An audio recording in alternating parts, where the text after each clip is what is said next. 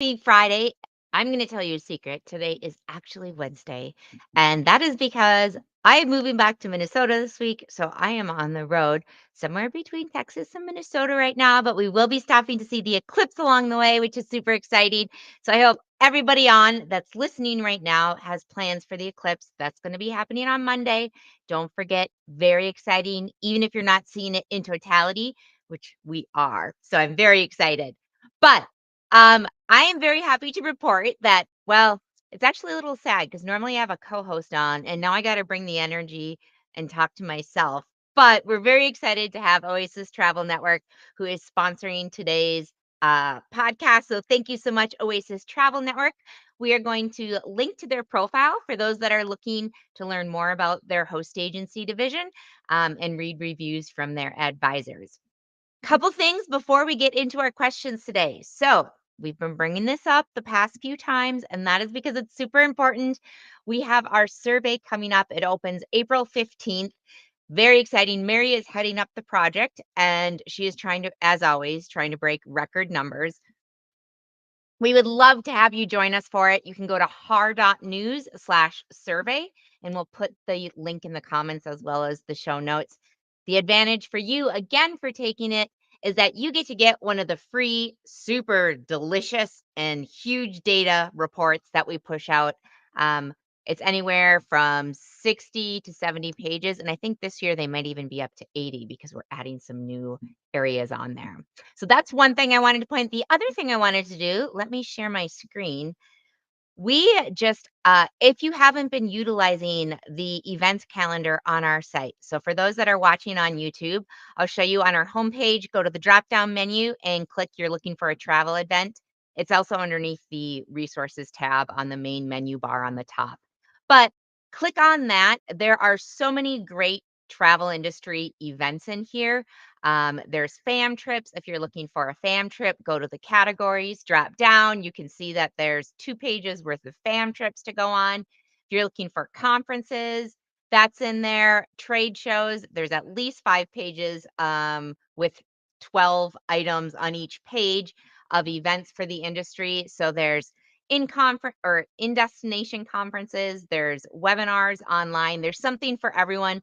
So I definitely want people to check this out if you haven't already and come back because we're always adding things. And if you're listening and you have an event for travel advisors, it is free to post. So please, by all means, join the fun. We'll put the link to the travel conference calendar in the comments for everybody.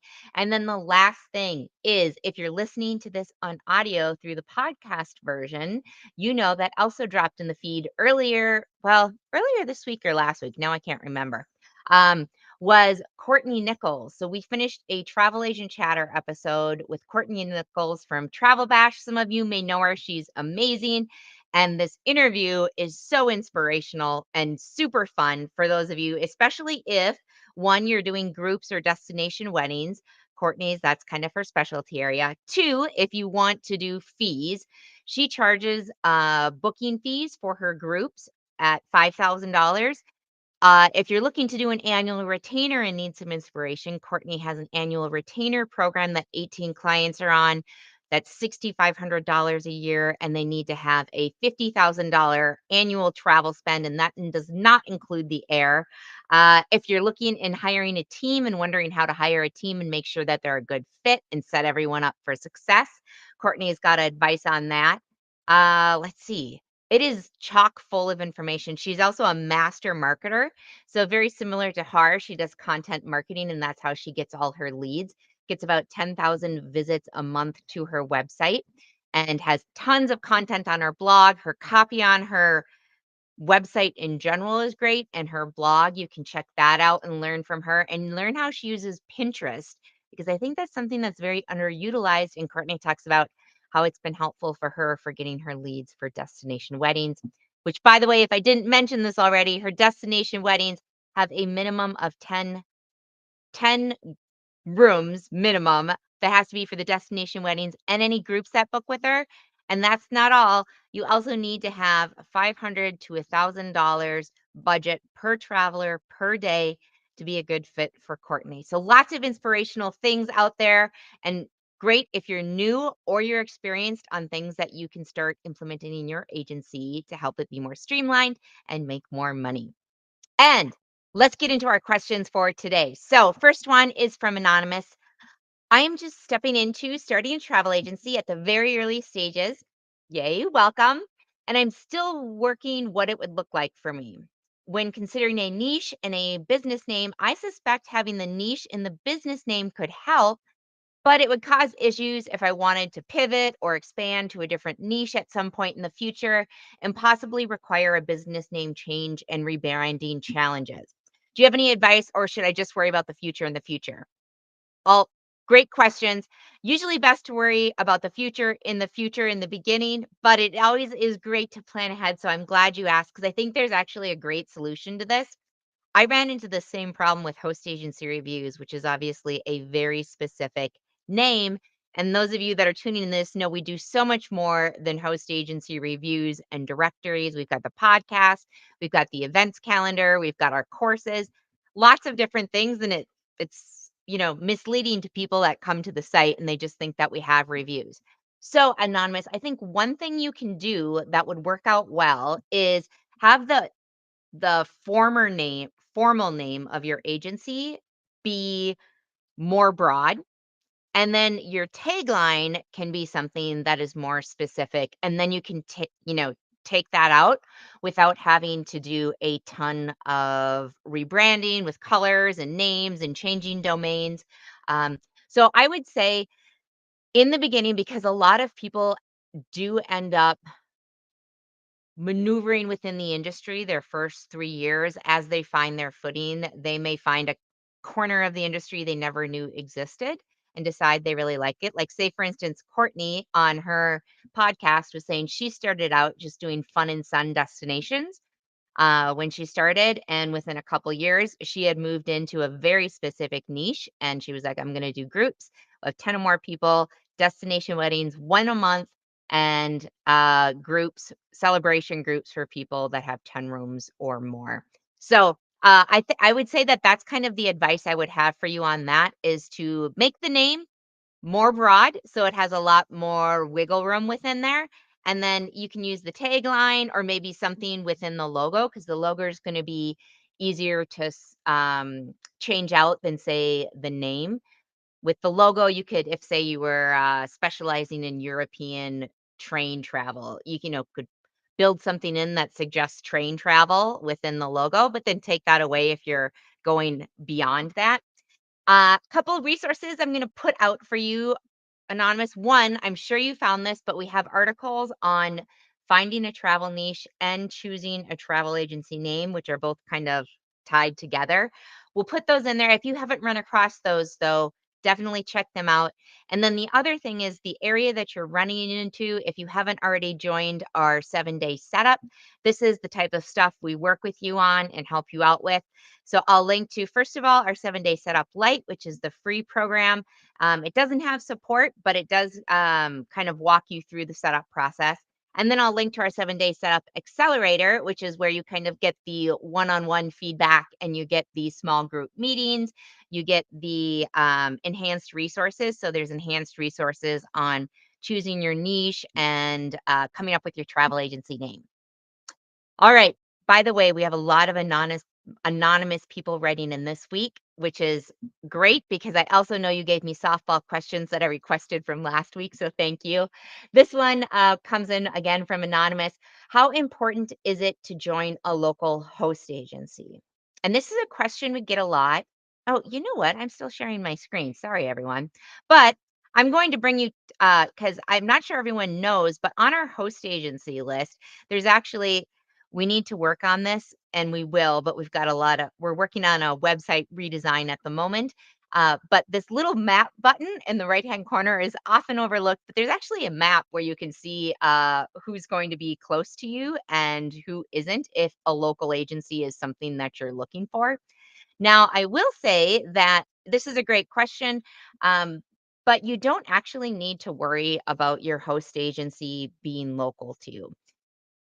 The main concern for people that are wondering about, um, the host agency being local, their main concern for a lot of people is the representation from the sales rep. So typically in travel, the way things work is you have the whole United States, and then say you have Carnival Cruise Lines, they're gonna have sales reps that have different territories within the United States, and so if you're like, say that I'm here in Texas right now, and I sign on with the local host agency down the road, I am going to be assigned to their local rep. At least that's the way it used to work, and so I get invited. They have their own budget compared to everybody else.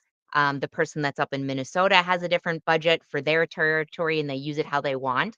So that person is going to want me to come to their show and spend their money on me. But if I move back up to Minnesota, which I'm doing, um, my Minnesota rep, whoever's up there, isn't going to want to be paying for me to go to lunch and to come to the lunch and learns because that's coming out of their budget, but they're not getting the sales credit for it. The Texas person is. And that's kind of this challenge that came up with host agencies coming into being was this: how do the territories work and the budgets and who gets credit for ICs that are outside of the host agency's territory? But I am happy to say that there's a lot of workarounds for that now, and that's not really an issue. A lot of the host agencies have national account managers, which means they're account managers or sales reps that are assigned to a host agency and all of their individual advisors across the US. And so that's kind of the way people have worked around that. But that's the big thing you want to think about. And that was kind of a problem for most people. But I would say it's not a huge deal if you don't care about having an office to walk into or wanting to meet the person face to face before you sign on. It is not a necessity by any means to sign up with a local host agency. All right, question 3. I know there isn't one set answer for this, but how do you break down the steps on how to become a travel agent? This is a softball one, but this is also a tough one because it's so broad. Let me think of the best way to answer this. Let me share my screen because I think the best way to answer this is I'm going to go up in the search bar on the top of the site and I'm going to type in become. Oh, and here we go. How to become a travel agent. So, oops. Oh, yeah, here we go. How to become a travel agent. So, the first thing you need to kind of ask yourself is what type of travel agent do you want to be? Do you want to be an employee that gets hired on by an agency where you're getting a constant salary and you're not having to do the accounting work and all the things that comes with being a business owner? Or do you want to be self-employed and start up your own agency? There's pros and cons to each of those. With the employee, one of the nice things is your job is selling travel. You don't really have to work as hard to get the leads because the agency owner should be sending the leads to you. So if that's more exciting to you, then you should go the employee route. If you go the self-employed route, of course, there's a lot of different things that come into it. Once you decide you want to become self-employed, do you want to become hosted with a host agency, or do you want to get your own accreditation and go off?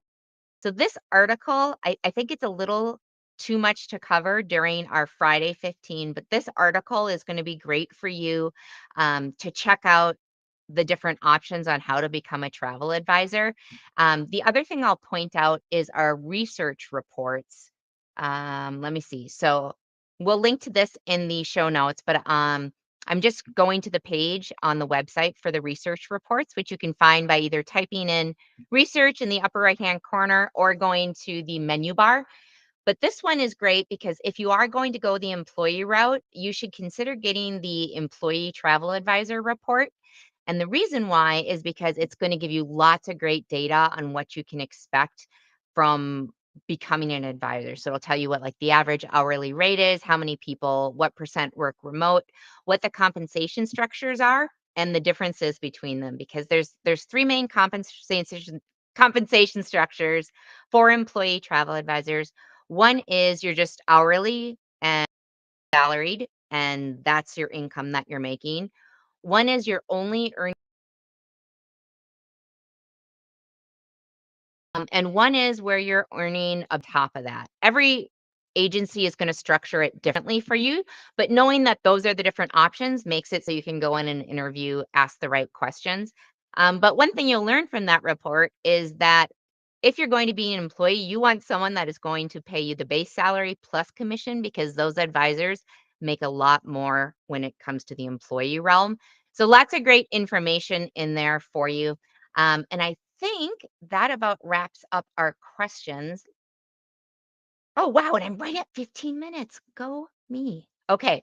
So let's see what we've got coming up. Um, Big thank you again to today's sponsors, Oasis Travel Network. Again, we will link to them in the comments for those that are interested. Upcoming, we have Fora Travel on April 12th. If you have questions about Fora Travel and their host agency, submit them by going to hostagencyreviews.com/Friday15. Then on April 19th, we'll have Jen Lee back with Travel Planners International. We just finished up a webinar with her on Wednesday that I will also link to in the comments if you're interested about the marketing funnel. So that is it for us. Happy eclipse to everybody. Happy weekend. And we will see you all next Friday when I am back in Minnesota.